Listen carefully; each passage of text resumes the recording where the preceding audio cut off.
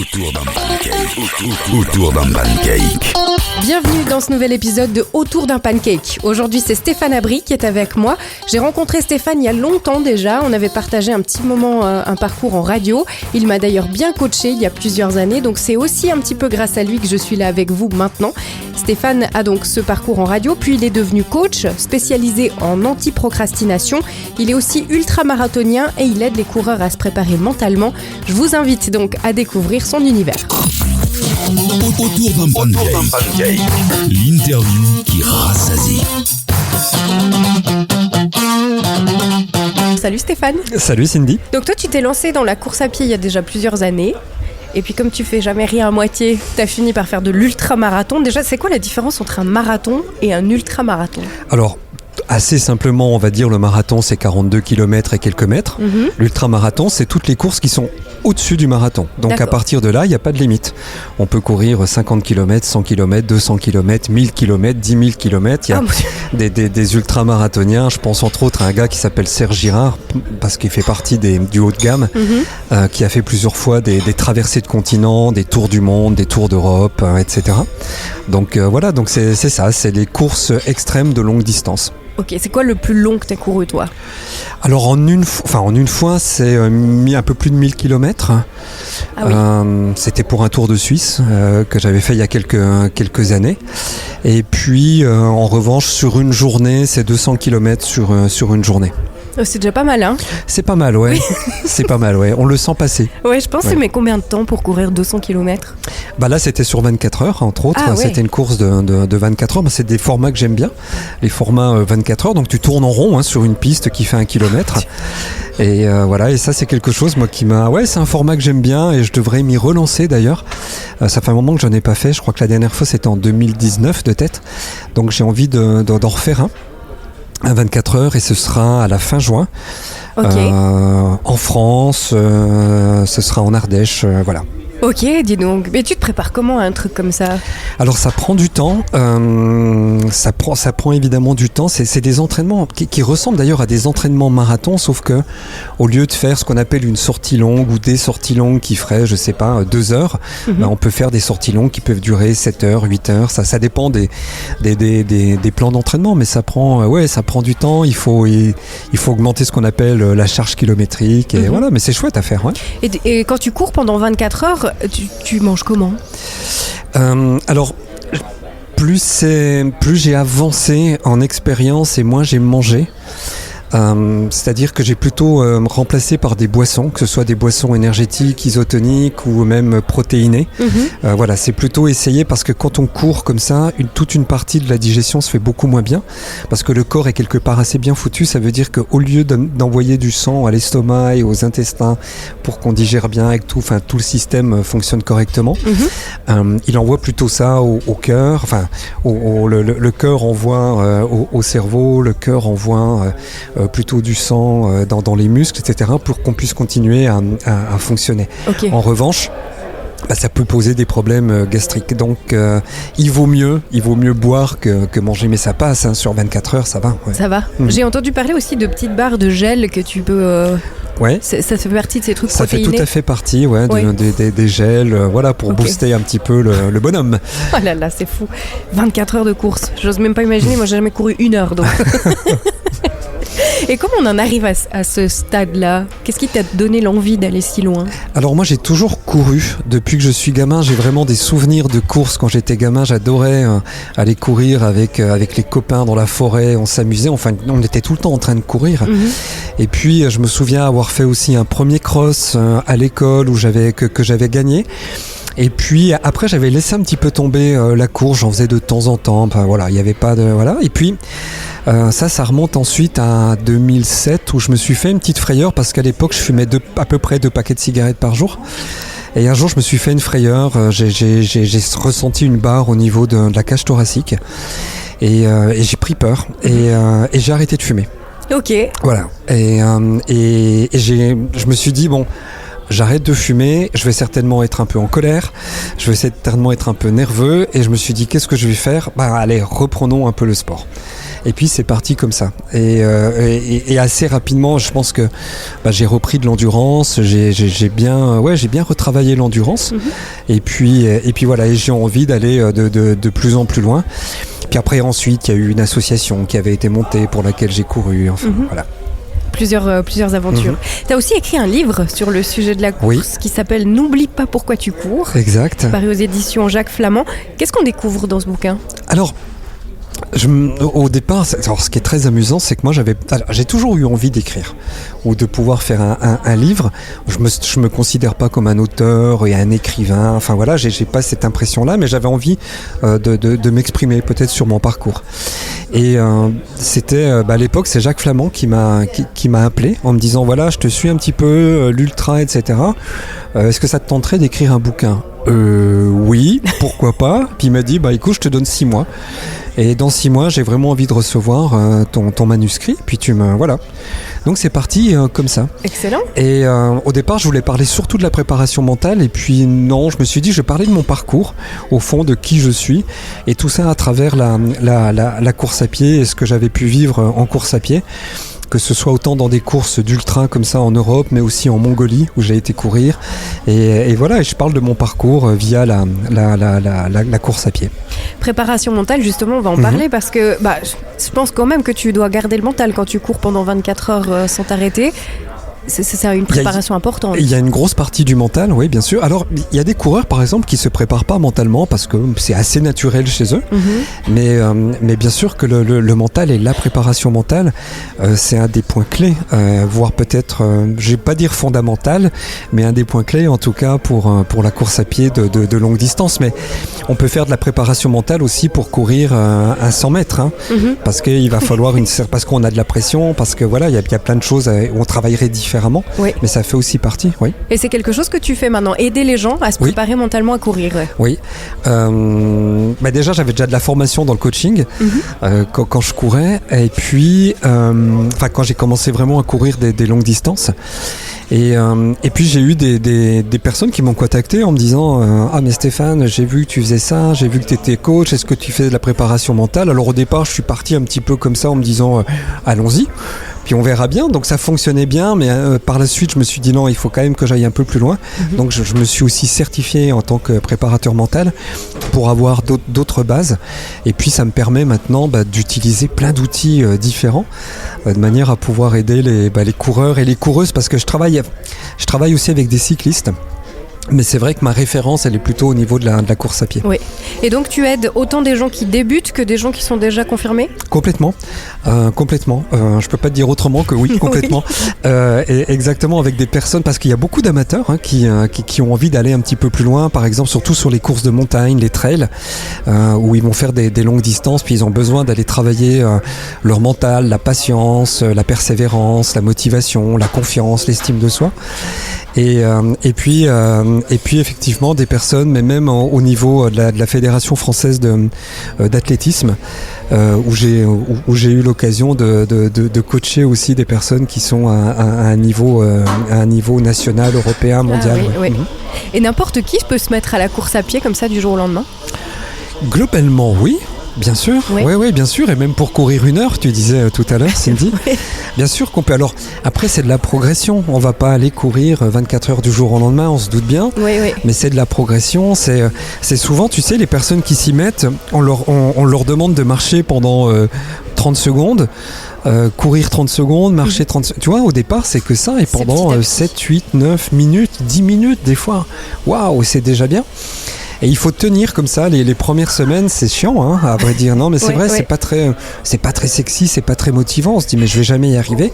Sauf que petit à petit, et au bout de quelques mois, les personnes commencent à courir 1 heure, 1 heure et demie. Elles commencent à faire un 10 km, un semi-marathon. Enfin, mais voilà. Mais c'est le départ. C'est vrai qu'il faut être patient. Il faut s'y mettre. Comme tout. Comme tout. Tu parlais de coaching tout à l'heure. C'est vrai que tu es aussi coach. C'est un peu ton activité principale aujourd'hui, en fait. C'est complètement mon activité principale. Comment est-ce que tu es devenu coach ?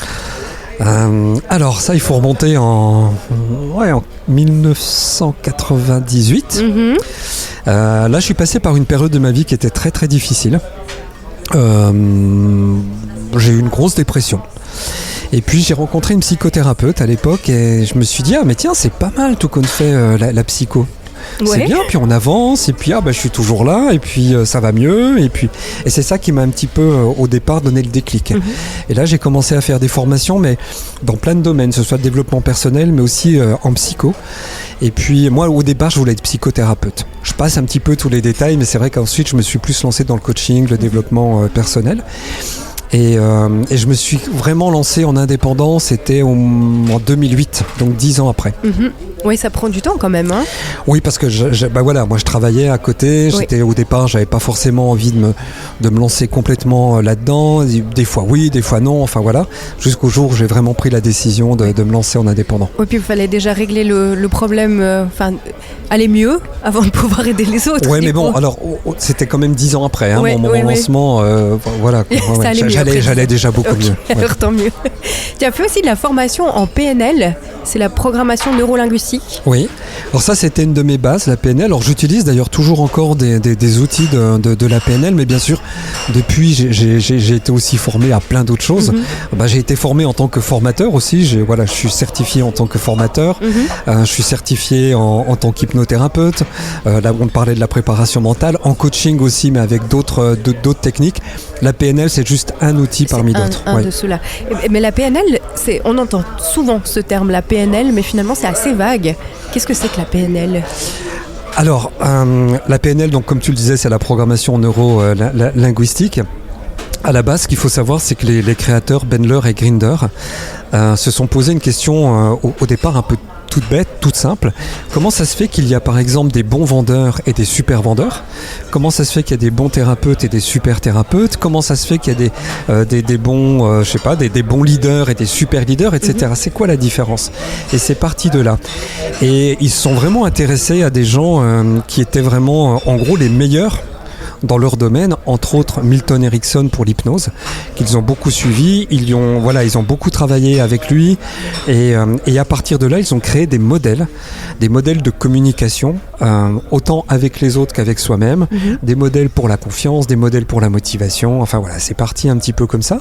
Mais la PNL a été aussi pas mal décriée dans certaines choses en disant non, c'est pas scientifique ce qu'ils apportent. Il y a des choses d'ailleurs sur lesquelles la PNL, maintenant je suis moins dedans, je dois dire, mais sur lesquelles ils sont revenus en arrière par rapport à certaines techniques ou méthodes qu'ils utilisaient avant. En gros, on pourrait dire que c'est vraiment une excellente méthode de communication et de développement personnel. Qui est donc juste un outil parmi tous les autres, tu disais ? En tout cas pour ma part, oui. C'est vrai que maintenant j'utilise quelques outils encore de la PNL. Peut-être que j'en utilise encore inconsciemment, mais c'est vrai que c'est plus forcément toute ma base dans mon travail. Mais comment ça se passe alors une séance de coaching ? On vient de voir pourquoi déjà. Alors, depuis quelques années, depuis 2017, moi je me suis spécialisé dans l'anti-procrastination.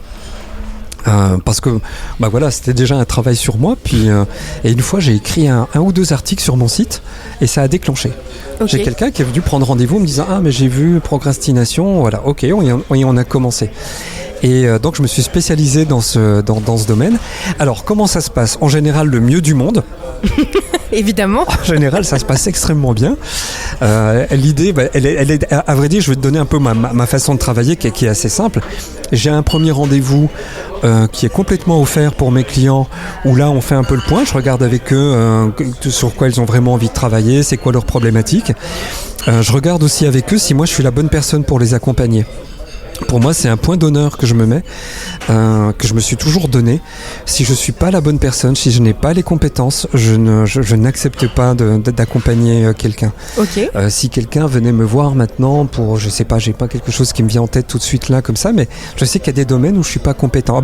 Si je pourrais dire là, j'ai eu par exemple il y a quelque temps quelqu'un qui me demandait pour un bilan de compétences. J'ai pas du tout la formation là-dedans, je sais pas comment on fait. J'ai suivi des bilans de compétences à titre perso, mais je sais pas comment on fait. Enfin, je suis oui. pas formé pour ça. Bah, j'accepte pas de prendre ce coaching. Je pourrais, à la limite, en me disant ok, c'est un client, mais non, ça, éthiquement, je fais pas. Oui. Et puis à partir de là, suivant la problématique, moi, je vais travailler avec ma cliente ou mon client. Et une des grandes forces du coaching, c'est le questionnement. C'est-à-dire qu'on travaille beaucoup en posant énormément de questions et on aide la personne à aller chercher ses propres ressources. Ça ne veut pas dire que quelquefois j'aurai pas des outils à proposer, mais j'essaie vraiment déjà qu'elle trouve ses propres ressources pour pouvoir aller de l'avant. Et c'est ça qui est génial aujourd'hui dans ton podcast, c'est que pour une fois, je peux m'exprimer et c'est pas moi qui pose des questions. Et moi j'en ai tout plein. C'est une petite thérapie aussi alors. Un petit peu, ouais, okay. Ou en tout cas ça permet de voir un petit peu tout ce que j'ai fait dans ma vie. Et qui est-ce qui est sujet à la procrastination ? Globalement, tout le monde. Alors, il y a des chiffres, il faut toujours les prendre un peu avec du recul, et ce sont que des chiffres, mais on part quand même du principe que 80% de la population va à un moment donné dans sa vie procrastiner.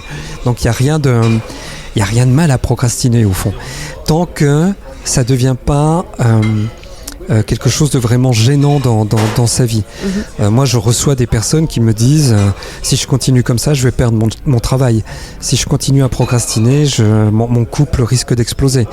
J'ai pas des personnes qui viendraient en me disant j'ai oublié de sortir la poubelle. Ouais, j'ai oublié de sortir la poubelle. Oh, je pense que je procrastine.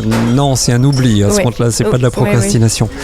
Mais donc oui, je travaille beaucoup avec les étudiants, je travaille beaucoup avec des cadres aussi, des personnes qui sont indépendantes en profession libérale également. Et je travaille rarement avec des personnes qui sont dans un travail manuel, par exemple. Ouais, c'est beaucoup des personnes qui travaillent soit en solo où il y a beaucoup de réflexion.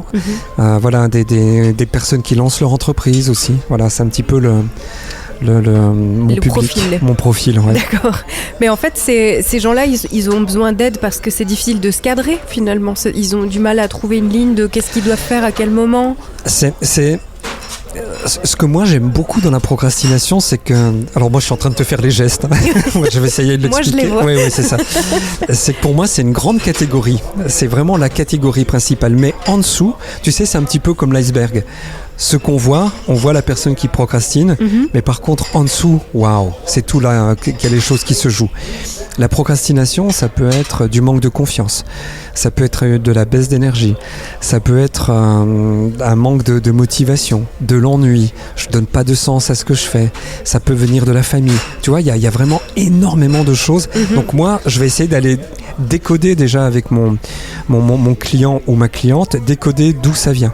Et à partir de là, on peut avancer. D'accord, il faut déjà trouver la source. Oui. Comme dans beaucoup de choses d'ailleurs. Exact. Ouais. Est-ce que le coaching, ça suffit pour traiter, si j'ose dire ça, traiter, c'est pas vraiment une maladie, mais pour aider la procrastination ? Alors dans certains cas, non. Dans certains cas, alors soit moi je prends pas la personne parce que je considère que c'est pas mon rôle. Et dans certains cas, alors vraiment les plus gros, les plus lourds, les plus graves, les plus lourds, c'est un psychiatre psychologue ou psychiatre qui va prendre le relais parce qu'on est dans des situations qui sont vraiment critiques. Ouais. Mais ça peut être des personnes par exemple qui sont vraiment hyper anxieuses.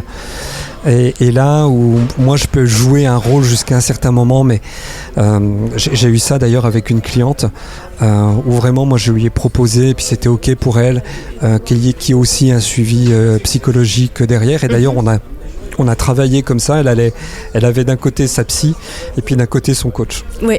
Et toi, tu communiques dans ce cas-là avec la psy ou pas forcément ? Alors dans ce cas-là pas, mais ça m'est déjà arrivé. Effectivement, où ça m'est arrivé de psychologues qui m'envoient. Alors c'est pas arrivé 36 000 fois dans ma vie, mais c'est arrivé de psychologues qui m'envoient leurs patients qui deviennent mes clients. Oui. Et ça m'est arrivé effectivement une ou deux fois d'avoir quelques relations comme ça en disant un petit feedback. Ouais.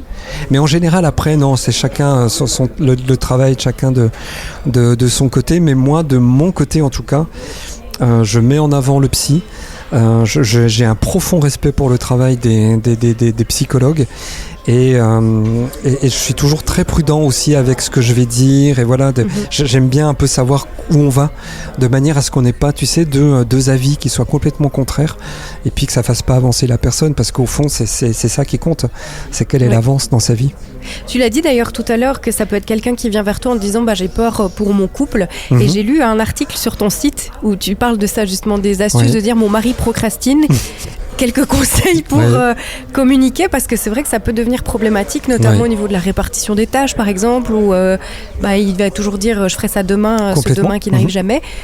Comment ça se passe là, si tu as quelques astuces à nous donner pour des gens qui vivraient ça? Alors déjà, au départ, écrire un article sur mon mari procrastine, c'est quand même bizarre d'écrire ça.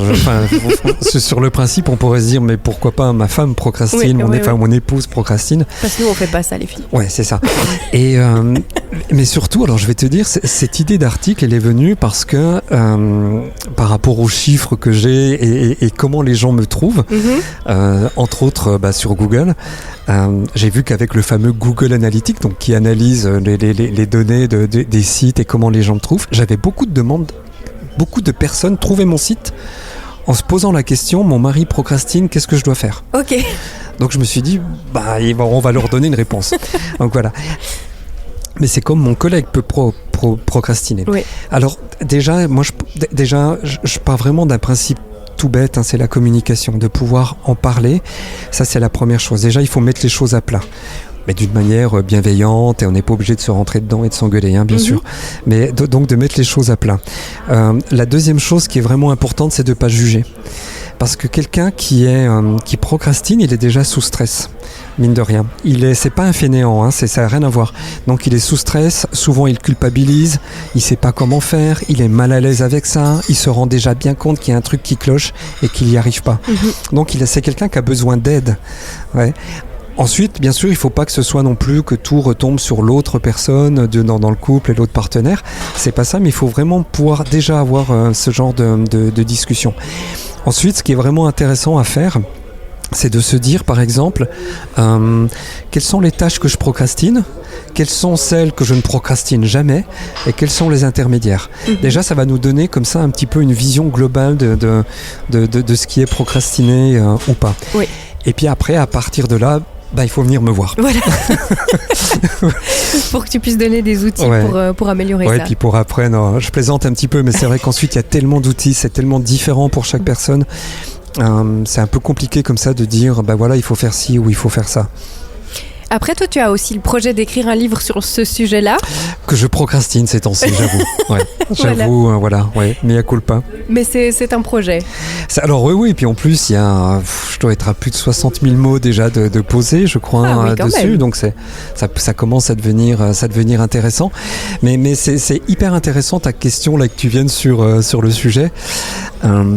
Je vais t'expliquer pourquoi, parce que c'est vrai que je me suis mis à bien bosser dessus à peu près, je m'étais dit 1000 mots par jour que je pose, j'essayais parce que des fois je pouvais pas à cause de mon agenda, mais j'essayais de faire vraiment de me tenir à ça, à 1000 mots par jour.